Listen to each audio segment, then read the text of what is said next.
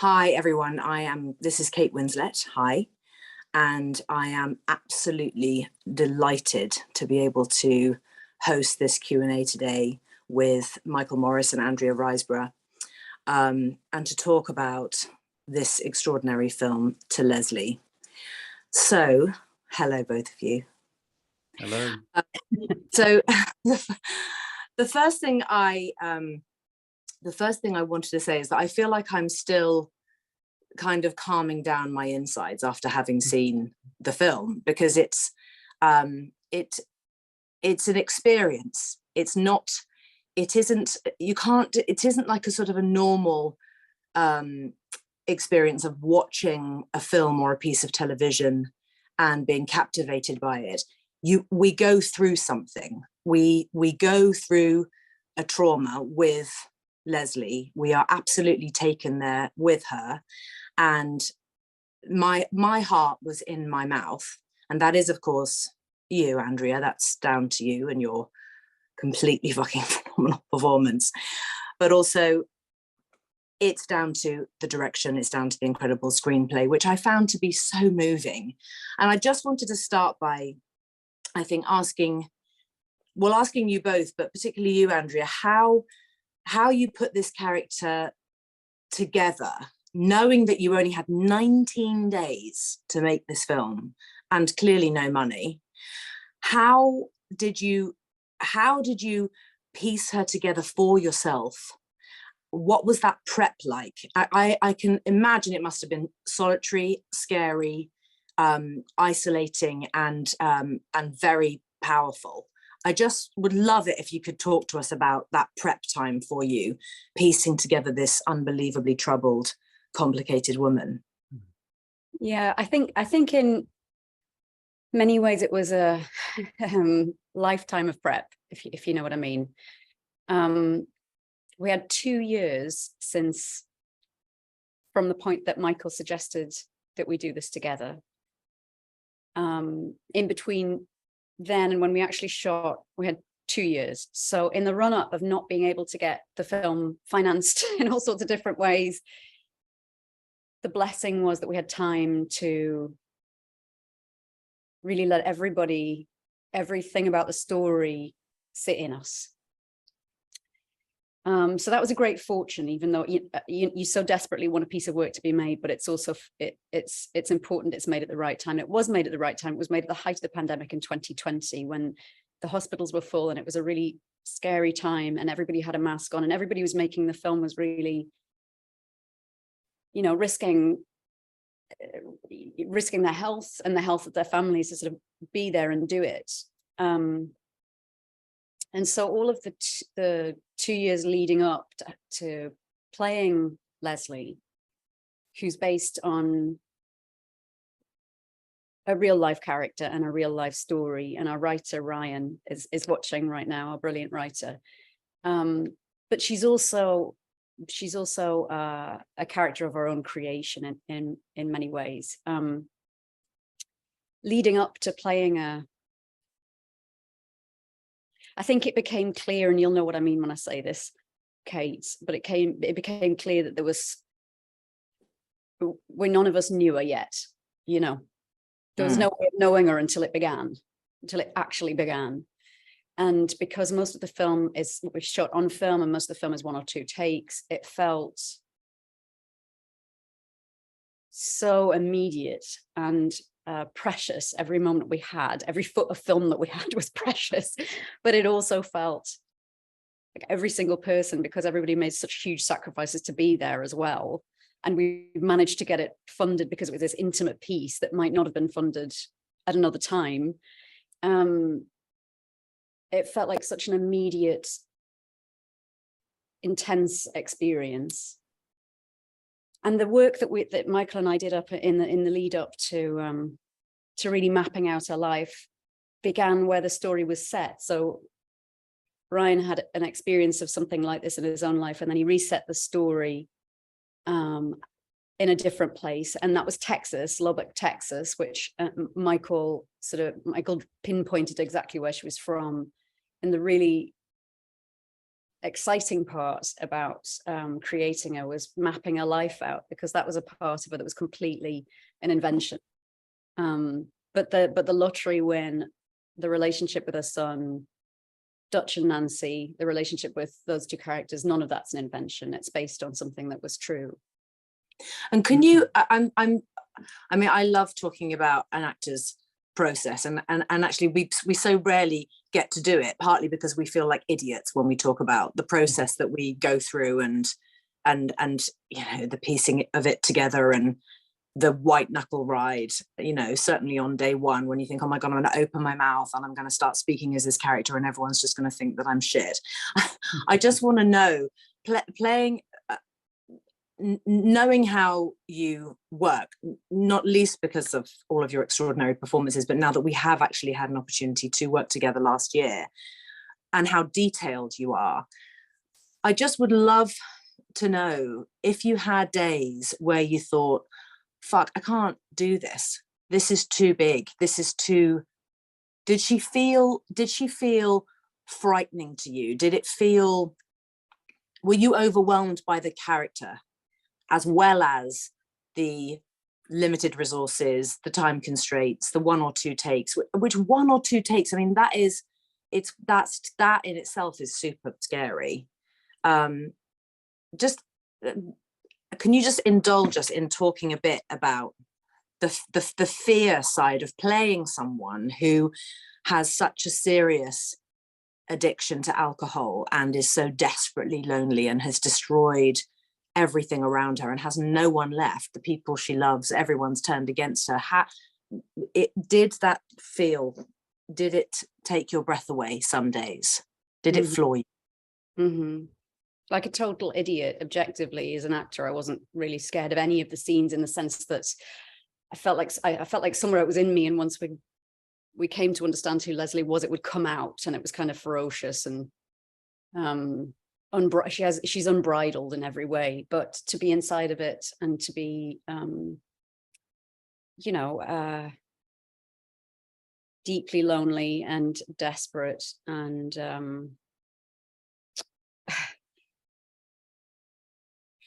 feeling so hollow. I keep going back to that word, hollowness, but there's some sort of hole inside of her that there's, you know, nothing can satiate. There's nothing, no drink, no compliment, no shag, whatever it is going to fill that hole.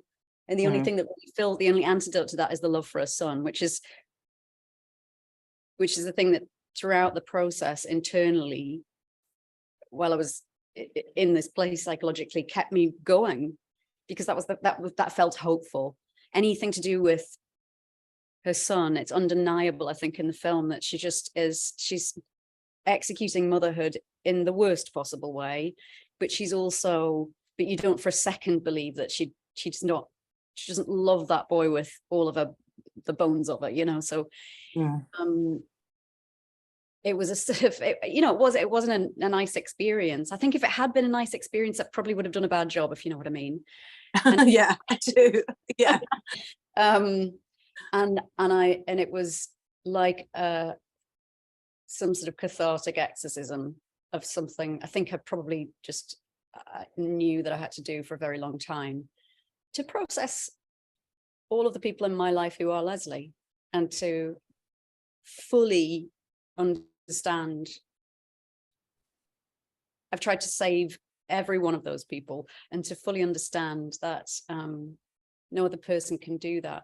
And what's amazing, the gift that Ryan, our writer, gives to his mom in the film is something that she couldn't perhaps have in life, which is that she finds her way. She finds her way out of this horrible shame spiral. That's the thing that felt the worst, probably, the feeling of having everyday disappointed people, especially people who are going out on a limb to give you a hand up at a time you desperately need it, at a bottom, but mostly to those that you love the most, you know. And her son, in a community, she disappointed them and embarrassed herself in so many ways, and the feeling that shameful and guilty made me want to escape, you know. As Andrea, it made me want to escape. So I was probably escaping into the character. I mean, it was very, unhealthy cycle, probably. I wasn't that well when it came to Christmas, Kate. No, I can imagine. I mean, I can absolutely imagine how he would have gotten to the other side and just felt like a shell, and a shell. So Michael. So now, as the director of this beautifully crafted film, I loved how close you let us get to Leslie.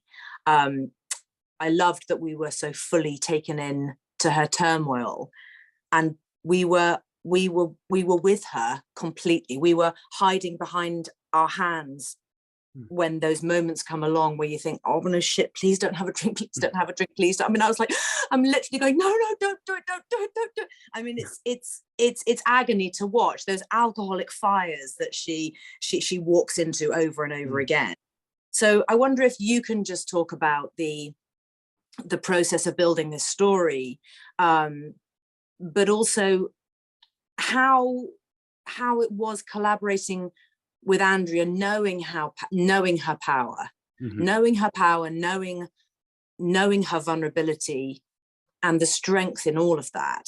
And I guess how free were you able to let all of the actors be, because it does feel extremely free and loose, and it feels like there's a lot of trust.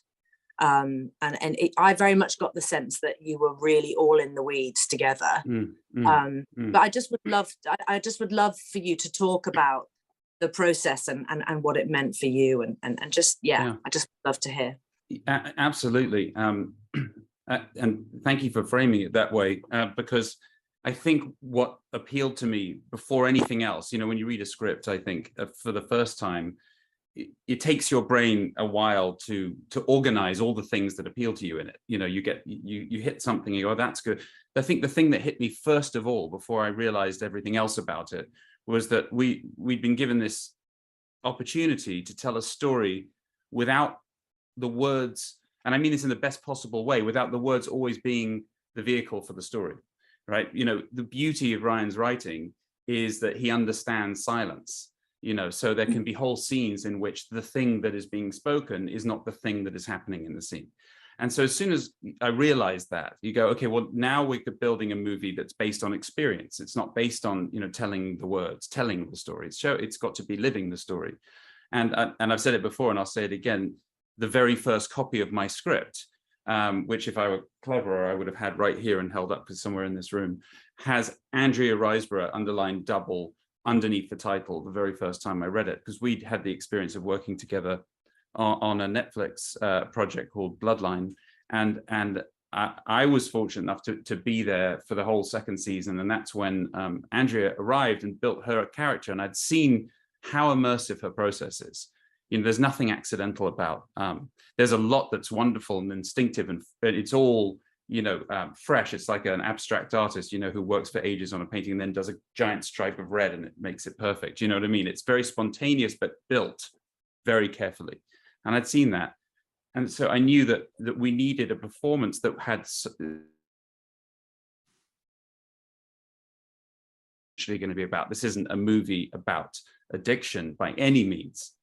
It's a movie about a person, who struggles with addiction. It's about a person. It's called To Leslie. It's about this woman. And so yes. So to get to your question, I think process-wise, it was, at least for me, it was very freeing. Oftentimes when we work, we rehearse and then we sort of memorialize a rehearsal with marks on the floor, and we light to those marks, and then we come back when everyone's ready to go and we rehearse again to make sure it's all fine, and then we'll maybe shoot. And that's the opposite of how we did it. There were never any marks on the floor. We very rarely, we would make time, of which there was very little, to discuss the scene, sometimes read some of it out loud, get a sense of which part of the room we were going to shoot in. Larkin Seipel, our brilliant DP, who was also held the camera, we used one camera, would create a space that was free. We didn't want that thing of, oh, you leaned 6 inches to your left, so you're out of your light. Can we do that again? Everywhere was brilliant. Just brilliant. Yeah. God, amazing. And so what we're able to do, and this was really of course, Andrea is in every single scene of the movie, was be ready for take one. Take one was rehearsal, and take one was discovery. So what you're seeing, I think, a lot of times in the movie is the discovery that the actor is having with another actor in a room in which you can't really stand in the wrong place. And the camera is sort of reacting to that moment. It doesn't sort of, it's not expecting that moment because we haven't seen it before. And that's really powerful. You know, well, that's also, I mean, that for your actors is must have been phenomenal, because of course the trust they would have to have in completely being immersed in those moments together, and being prepared to just go with what the other person feels or thinks or comes up with.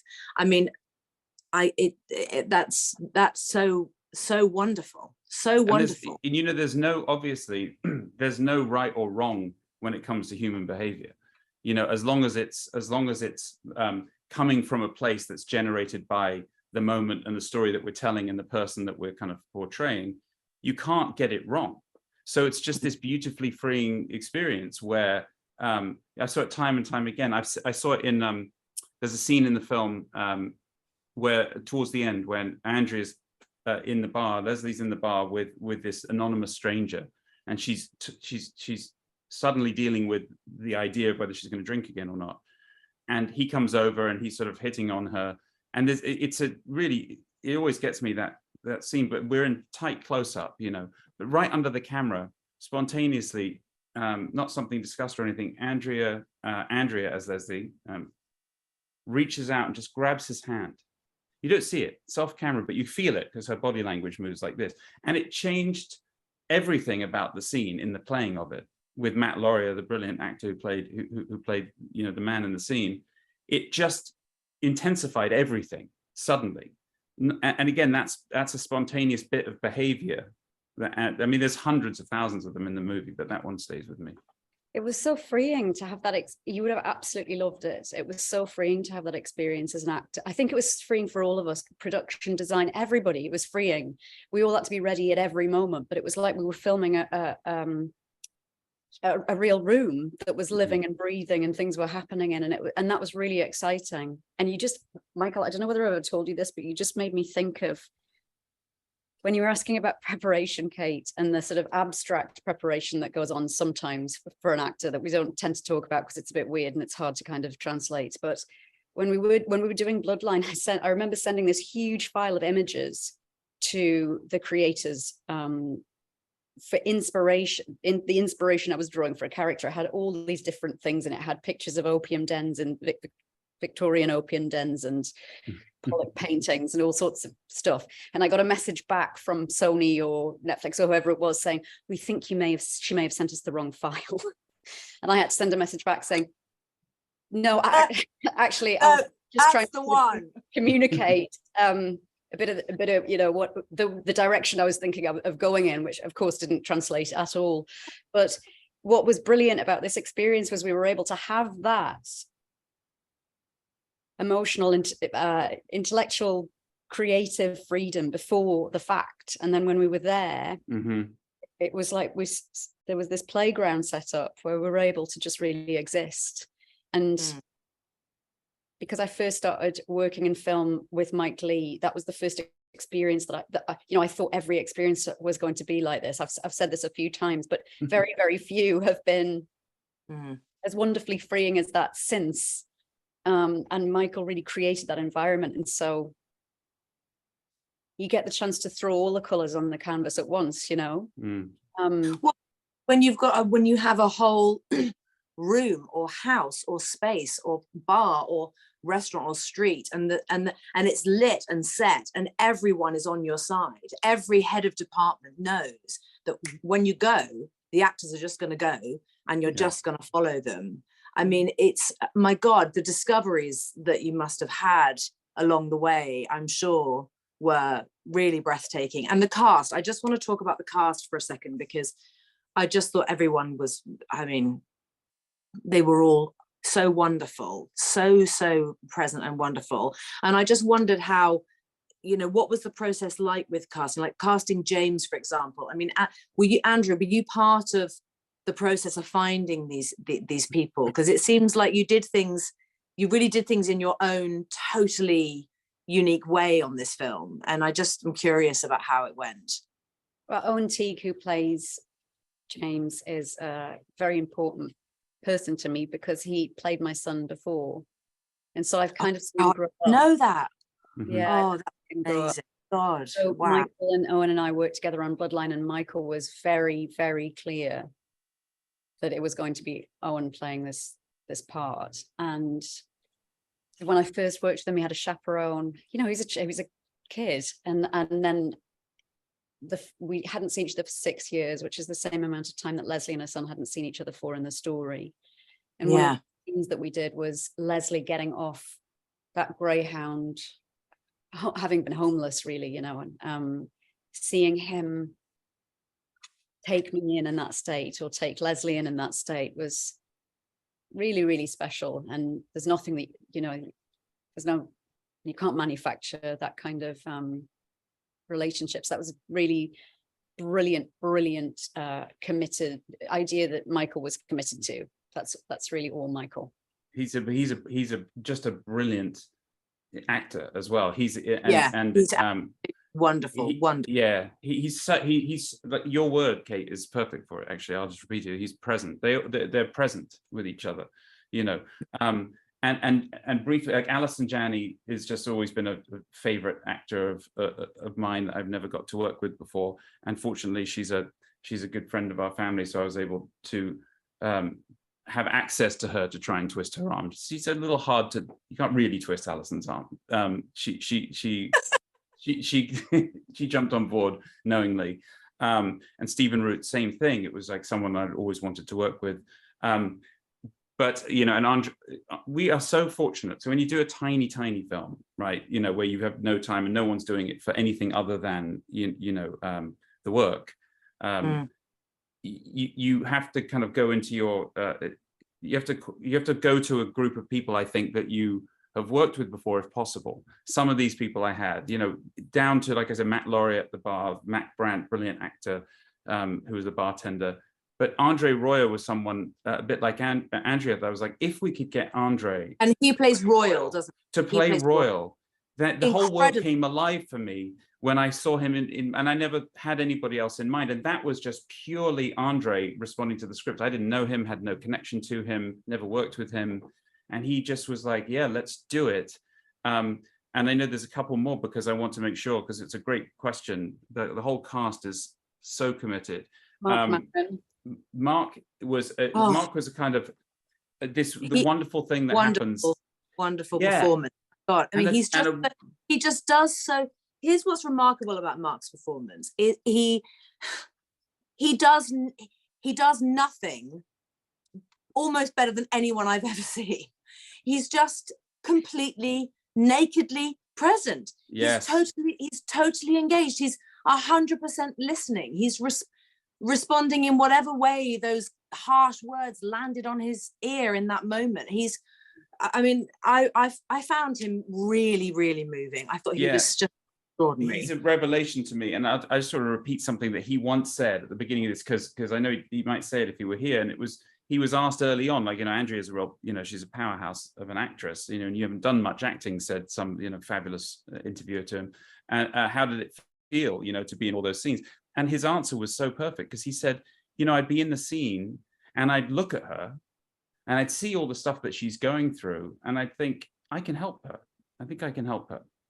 And I was like, that is such a beautiful definition of, you know, what acting is actually, you know, there was no, and I think what we were trying for, and you could see it in the style and all of the production design choices and the editorial choices, and, you know, was to make a transparent movie as much as possible, you know, to absolutely be cinematic. And that's why we wanted to be in film and in widescreen and all of the, you know, we definitely are a movie, but we wanted to erase the distinctions between performance and you know, performance, if you know what I mean. And Mark was just, and also, you know, our casting director, brought actors to the table that I'd never come across before. Scott Subiano, who plays the cowboy that Andrea dances with in the bar. So It's good. just a gorgeous performance. Just the way, I mean, for people who have not yet seen this film, who might be listening, there is this extraordinary scene when Leslie is once again doing anything she can to get a drink, and not even unnecessarily an entire drink, just a couple of gulps of someone's drink. And she starts chatting up this guy in a bar who's wearing it's a huge white Stetson, isn't it? I've never seen a hat so big in my life.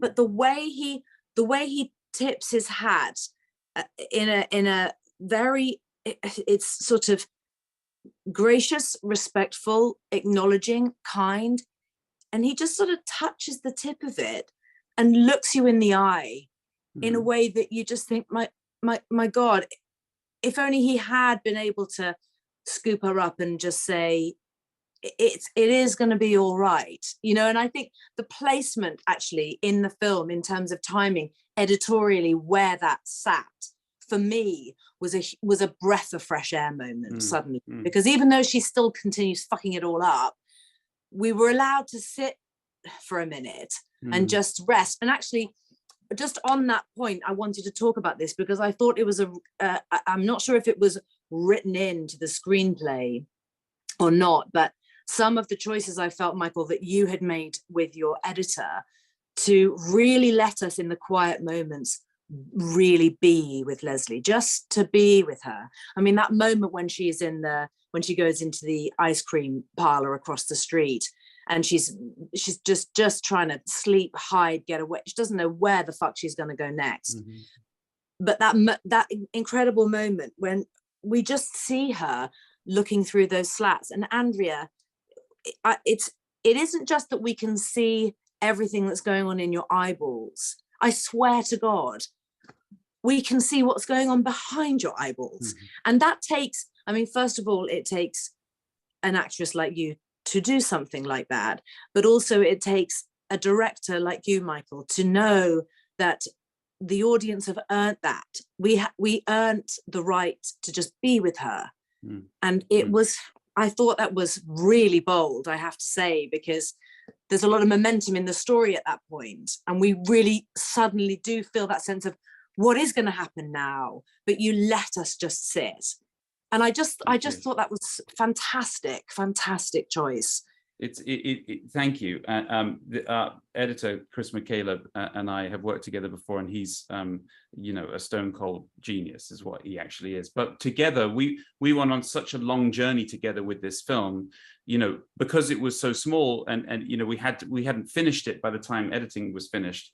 So, and I was in Albuquerque, New Mexico, shooting Better Call Saul, and Chris literally turned in his lease in his apartment in Los Angeles, packed his belongings and his Avid into his car, drove to New Mexico.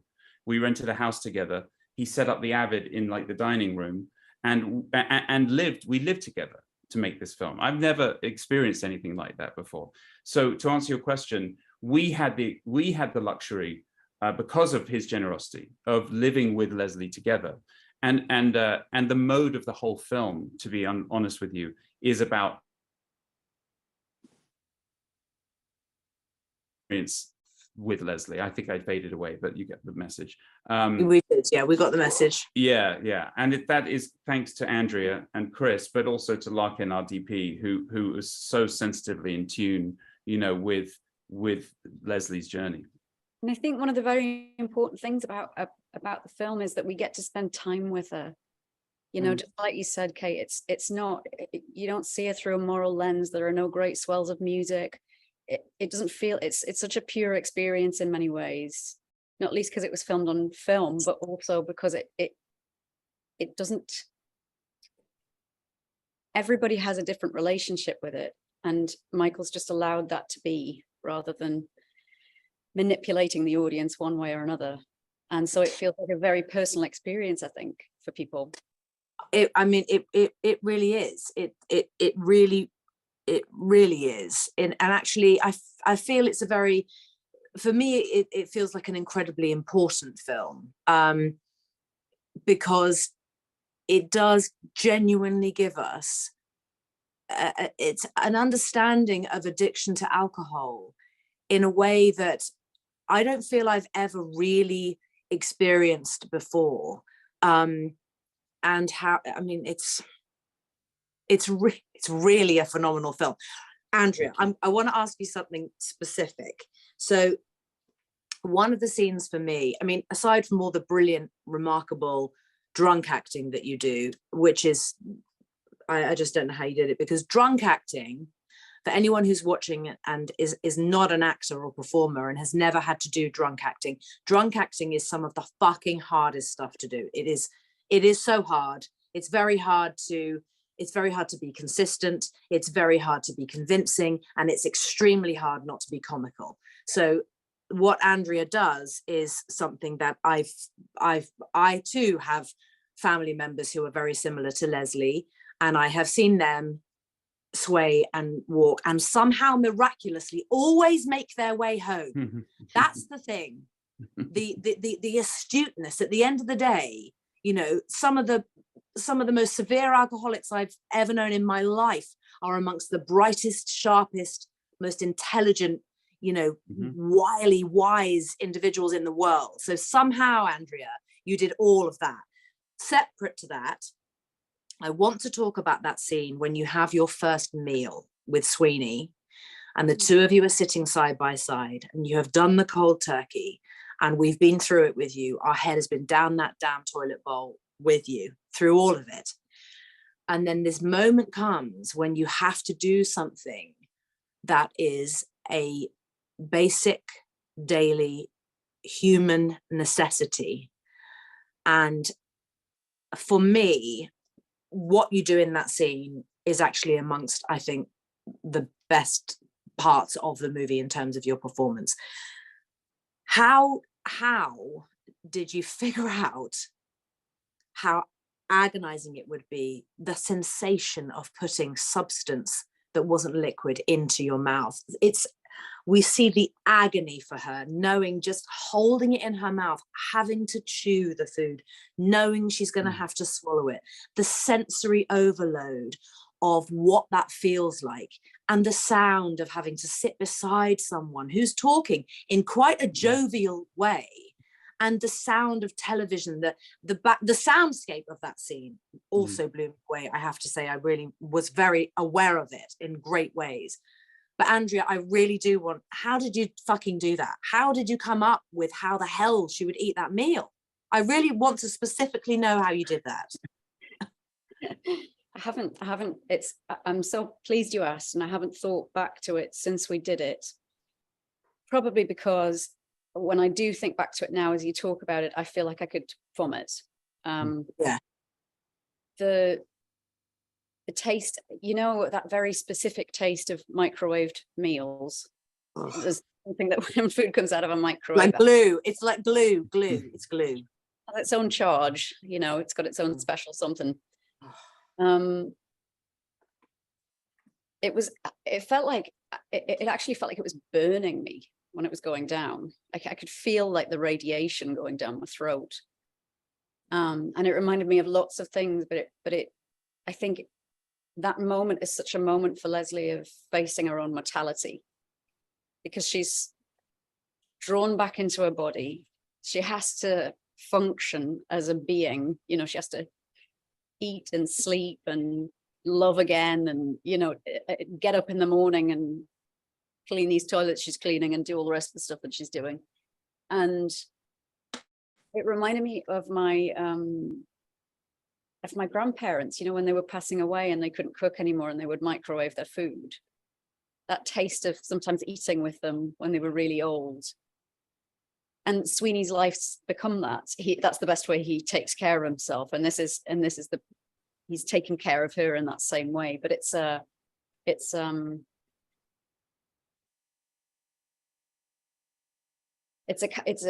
what's the way to say it? It's sort of a kind of love that you don't want to swallow. It's so generous and it's so repulsive. It's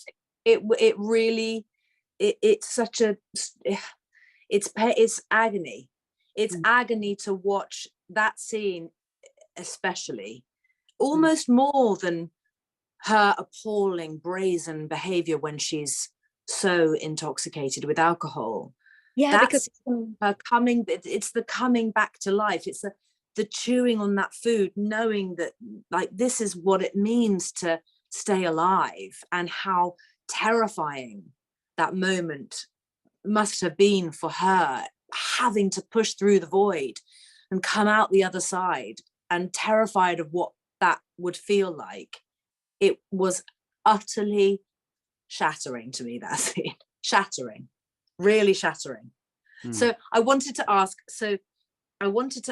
another thing, actually, is that because I've played real life characters as well, and I've always found myself feeling a kind of an enormous responsibility towards that person to not just tell their story accurately, even though often when we do adaptations of someone's life, we change things in order to make the narrative flow efficiently.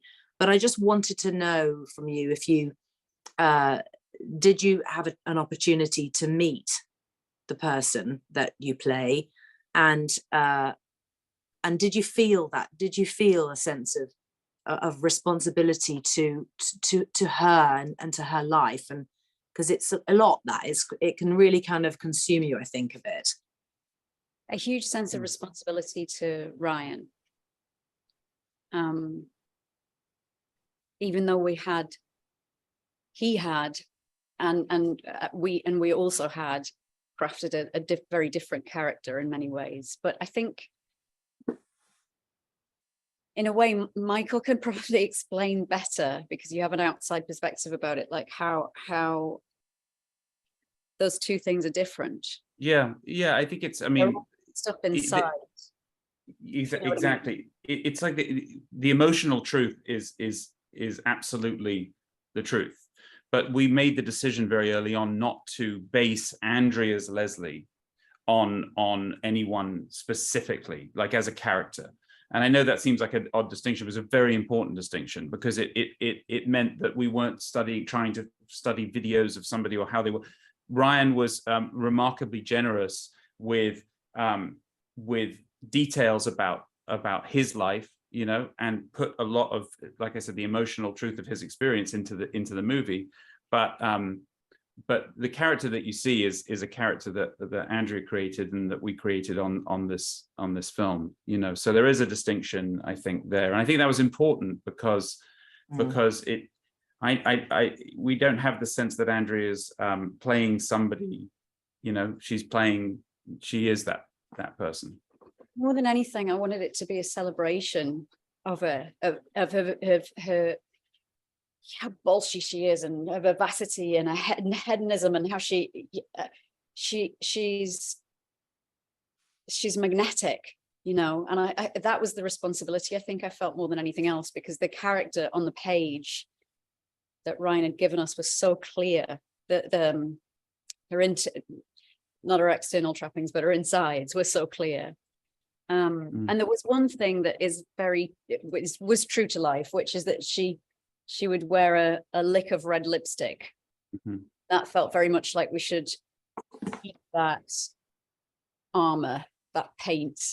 But that's so, you see, because I saw that the lipstick, and I really sort of respected the choice so much, because for so many women, when they have absolutely nothing and they can't feed their children, if they've got their lipstick on, they can walk out the front door and they can face the world. And sometimes lipstick does, for a woman, become armor. It's exactly that. It really does. And I loved that. That's her.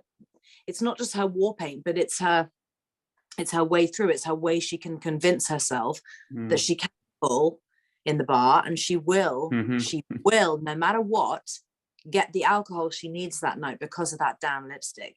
She's seen that she thinks that she can do it because of that. That's going to give her that's what's going to give her the edge, is that shitty lipstick. It's brilliant.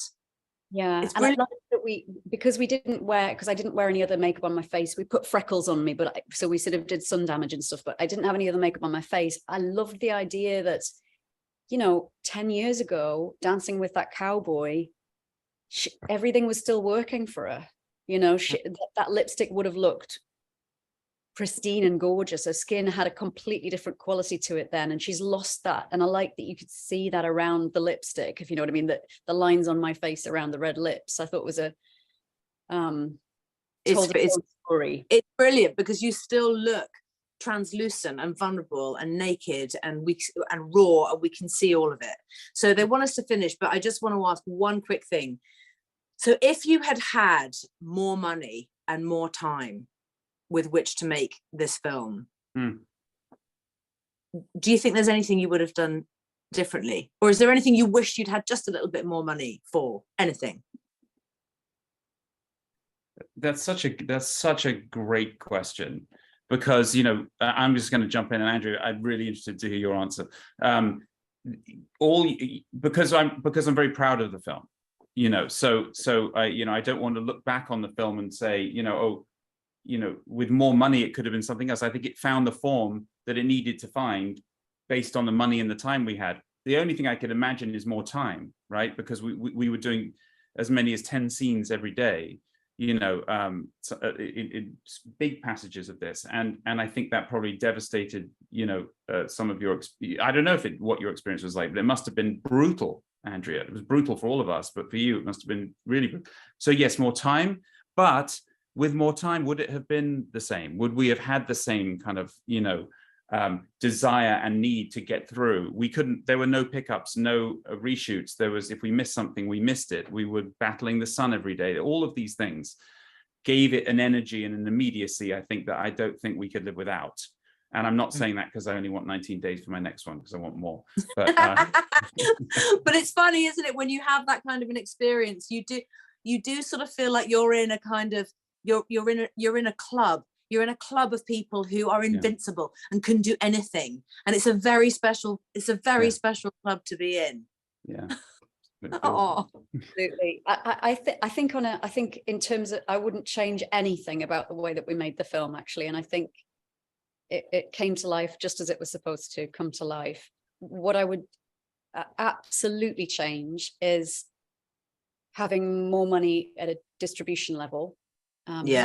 Support that way, because every single person, and things like we didn't have a team to enter us for the SAG ensemble, which it would have been, of course, a wonderful thing. That it's such an incredible cast, we have, and the crew, everybody should be recognized for the brilliant work they did. We shot this in Los Angeles, it's set in Texas. I mean, it's such a feat in so many ways.